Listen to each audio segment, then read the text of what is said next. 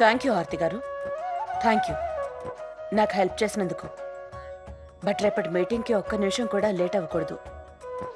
ఎందుకంటే లేట్గా వెళ్ళడం నాకు అస్సలు ఇష్టం ఉండదు. అర్థమైందా?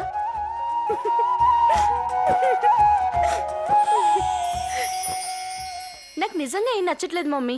అందరు డిఫరెంట్ గా ఉన్నారు. ఒకే ఇంట్లో ఒక్కొక్కరికి ఒక రూల్ పెడుతున్నారమ్మా. ఈ డబుల్ స్టాండ్ పర్సన్స్ తో ఉండడం చాలా కష్టమమ్మా. ప్రణతి,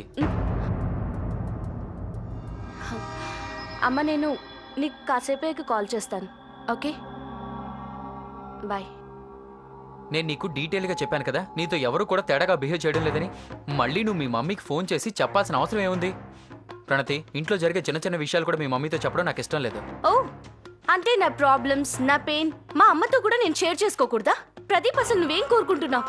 ఎవరితో ఏం చెప్పకుండా ఏదో ఒక మూల కూర్చోవాలనా? నేను అలా అనలేదు. చాలు ప్రదీప్, నాకు నచ్చ చెప్పడానికి ట్రై చేయకు. నాకు డీటెయిల్డ్ గా అర్థమైంది. నువ్వు కూడా టిపికల్ ఇండియన్ టైప్ అబ్బాయివే. నీ ఫ్యామిలీ మెంబర్స్ ముందు నోరు కూడా తెరవు, కానీ నా నోరు మూయించాలని చూస్తుంటా.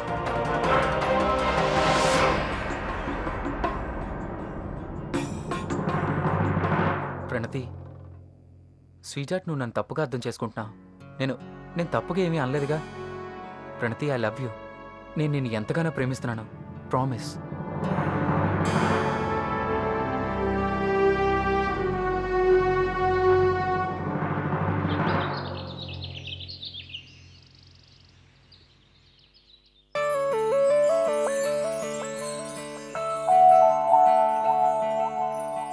సరి సాని సస సరి సాని సస సరి సాని స పా మా మా సస సరి సాని సస సరి సాని సస సరి సాని స ప మ ప మ మ గ సస సరి సాని సస సరి సాని సస సరి సాని స న న న సస. ప్రేమ మనిషితో ఏవైనా చేయిస్తుంది.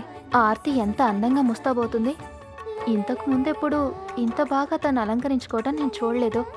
ఆర్తి పద్ధతి కూడా పూర్తిగా మారిపోయింది. చివరికి చీర కూడా డిజైనర్ చీర కట్టుకుంటుంది.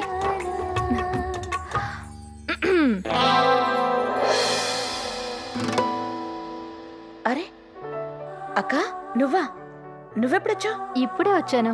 సరే కానీ యశ్వంత్ నీకోసం బయట కారులో వెయిట్ చేస్తున్నాడు. తొందరగా వెళ్ళు. అలాగా, వెళ్తున్నాను. అక్క, మళ్ళీ ఈ విషయం చెప్పడం అనవసరం అని నాకు తెలుసు. నువ్వు ప్రణితి పిల్లల్ని బాగా చూసుకోవాలి ప్లీజ్. కానీ అక్క, ఒక్క రిక్వెస్ట్. నేను ఆఫీస్కి వెళ్ళటం వల్ల పిల్లలకి ఎటువంటి ఇబ్బంది రాకూడదు. నువ్వేం టెన్షన్ పడుకో, సరేనా? Thank you. బాయ్. బాయ్.